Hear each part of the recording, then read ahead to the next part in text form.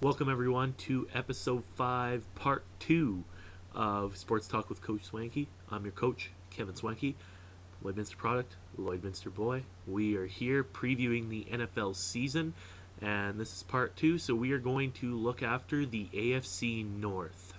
So the AFC North, it's one of the toughest divisions in football and one of the most hard-hitting. So of course, being the 4th place team is going to be the Cleveland Browns. The Browns are led by quarterback Brandon Wheaton this year, both rookie, as well as their rookie running back Trent Richardson. These rookies are going to be the only reason that the Browns are going to be led to victory. If they aren't led to victory, then it's going to be blamed on these rookies. Whedon is the guy that's going to be coming in to replace Colt McCoy. McCoy was supposed to be the savior coming out of Texas, and now we have the 28-year-old Whedon out of Oklahoma State. The former baseball player who thought baseball wasn't his thing, so he went back to university, started playing quarterback at the University of Oklahoma State, and is now the starting quarterback at 28 years old of the Cleveland Browns. Richardson, the rookie out of Alabama, the Crimson Tide. This running back, he's been crazy over the last couple years down in Alabama. Now he actually gets to make his NFL debut. He was the 3rd overall pick in this last year's draft. Richardson will be the workhorse of this team if his knee holds up. He is coming off of minor knee surgery, so for him to really get into the work of things, he's really going to have to perform with this knee injury. If it holds up, he could easily hit 1,500. I know he's in a tough division with the Steelers and all these other guys. He does have a tougher schedule, but he could easily hit that 1,500. The top receiver is Greg Little, who had a decent season last year, and will probably be around another decent season. Don't expect much from this receiving core out of Cleveland. It is Cleveland we're talking about. They haven't been anything special since they've been popular in the 70s, and really they haven't done anything since. There's always that big time play out of Josh Cribbs, the kick returner / wide receiver. He's like the Devin Hester of the AFC. Cribbs, he's always got the ability to hit that big play. That's pretty much it. Josh Cribbs is the man of this team outside of these two. I know he's not going to play receiver much, but he's got to set up them in good field position with his kick returns. Cleveland's defense is bad and it's unexperienced. They will be on the field a lot, which is bad for a defense, seeing as you don't want to tire out your defense all game, and seeing as they have a rookie quarterback in, you're going to be on the defense a lot, and more than likely they're going to get lit up with the teams they have to face. So with the tough schedule, the tough division, the hard-hitting division of the AFC North, the record will be probably a 3-13. In the 3rd place spot, we have the Cincinnati Bengals. Cincinnati is led by the sophomore ginger sensation Andy Dalton. He's back in charge of this Bengals offense. He's coming off a pretty good rookie season where he wasn't predicted to do anything, but the Bengals are hoping for not a sophomore slump this year. Expected for Dalton to do another great things. Dalton had a great season. He led the Bengals to the playoffs, so you know that he's going to be expected to try and do that again. Even though it is a sophomore season, everyone's going to be predicting the sophomore slump. I'm one of those guys that predicts a sophomore slump, but he'll still put up decent numbers.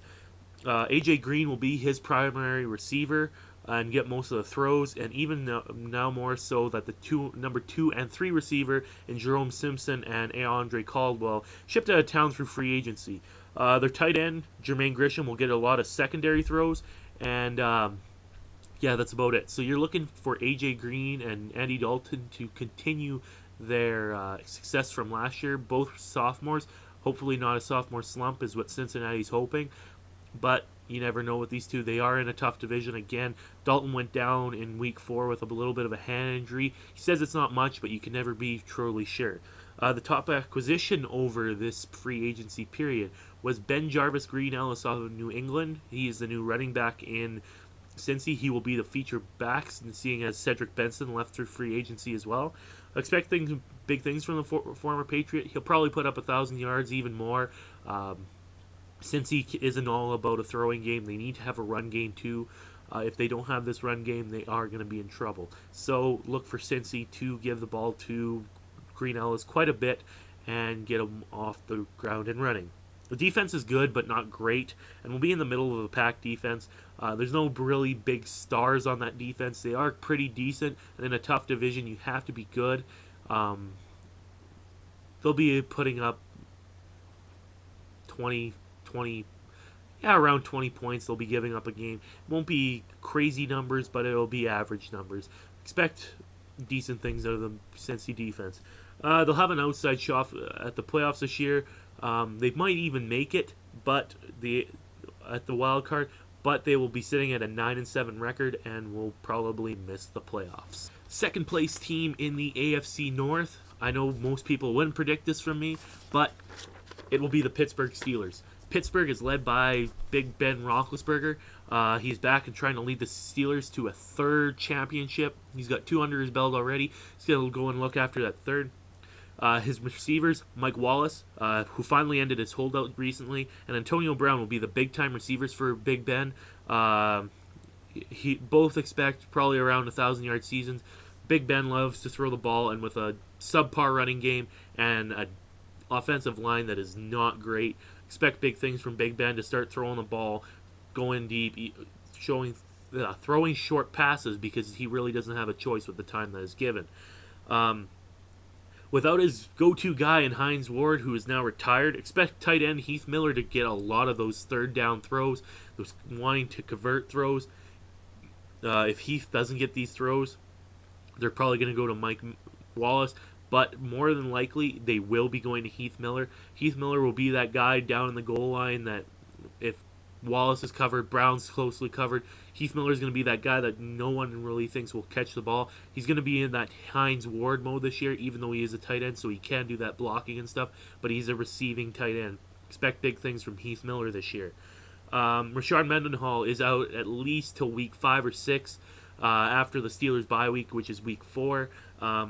Until then, Isaac Redman and Jonathan Dwyer will probably split carries until Mendenhall is back, and Mendenhall is quite healthy. Mendenhall will probably get at least 65-70% of the carries when he gets back, and fully healthy. Until then, expect Dwyer and Redman to go 50-50 on the carries. And other than that, whoever performs better after Mendenhall comes back will get that secondary role and get those secondary carries. Until then, these guys are going to be battling. It's like a preseason battle for another 5 weeks. So expect for Redman and Dwyer to put up bigger numbers than each other and be a little bit of a friendly competition out there. The Steelers' defense, always solid. You can never go wrong with the Steelers' defense. They will probably be... Dick LeBeau is the man. Troy Polamalu is the leader of this defense, along with James Harrison and Brett Kiesel. Those 3 guys alone are better than most defenses on a bad team, so they could just put those 3 guys out in Indy and he'd probably be a good team by itself. So this team will not be allowing many points. Troy Polamalu, even though their weak corners are bad, Troy Polamalu can get across the field like nothing. So expect big things from the Steelers with their defense, and it'll be another top 5 defense. The record of the Steelers would be 11-5, placed second in the NFC or AFC North, I should say, and will make that fifth spot in the AFC, making a wild card berth. And the AFC North winners will be the Baltimore Ravens. The Ravens are led by Joe Flacco. He's back for another season as a starting QB, and expect bigger things out of Flacco. After missing the Super Bowl last year by a dropped catch in the end zone, sent the Patriots on and not the Baltimore Ravens to the Super Bowl, who could have probably beat the New York Giants, to be honest. So, if he wasn't for that missed TD pass, we could be talking about Flacco as elite QB right now. But right now, he is a average QB. He is not considered elite. He's considered all right, but not great or good. He will be elite probably after the end of this season. Baltimore will take this division. Ray Rice, he's the dominant running back. He's projected to be the number 1 running back all year. He will get at least 70 to 80% of the carries and touches around there. He'll be on the field a lot next to Flacco. So he's a top 5 yardage guy. If you're still wanting to draft your fantasy football team, it's a little late for fantasy football, but Ray Rice is the guy to go to with your first pick or your first 3 picks. He should be. He'll probably get a majority of these touches, a majority of yards. Sure, you're going to have Flacco throwing some balls around, but you know that he'll probably put up at least 1,500 yards and a bunch of touchdowns. So that's a good thing for Ray Rice. Wide receiver Anquan Bolden and Torrey Smith will be Flacco's main targets for receivers. Torrey Smith came out at the star at the end of the year. He was catching long bombs from Flacco, getting these 70-yard touchdown plays, and will be looked to build on that hype that he built off of last year. He's projected to be a top guy in the AFC North and as a receiver this year. Bolden is right now the number one receiver on this team, but a lot of people are projecting that Torrey Smith will overtake that. Bolden, he's always been the number two receiver. He's kind of been a number one in Baltimore, but not really. So expect Baltimore to be Torrey Smith's receiving team this year. Bolden will go down to a number two guy. Torrey Smith is the new Larry Fitzgerald, and as he in Baltimore, as Bolden will take his role like he was in Arizona, but now with Baltimore. Look for these guys to go have even years and yards, but it'll be both around 1,000. Tight end Ed Dixon will try to involve himself in the short range offense. He'll try and fill Todd Heap's role from a couple years back. Joe Flacco needs that short outlet guy if Ray Rice isn't getting into the flats. There was not many offseason moves to mention for the Baltimore Ravens, other than, there was actually nothing. What am I saying? The defense, just like Pittsburgh, they have a dominant defense led by Ray Lewis and Ed Reed. These two veterans, they're wily, they're great. Ray Lewis will go down as one of the greatest linebackers to ever play this game. And they'll cause problems for any team that plays them. That's including my Pittsburgh Steelers. Any team that goes against Baltimore will have tough times trying to zone around Ed Reed, not to throw to him. Ray Lewis trying to avoid him on the run game.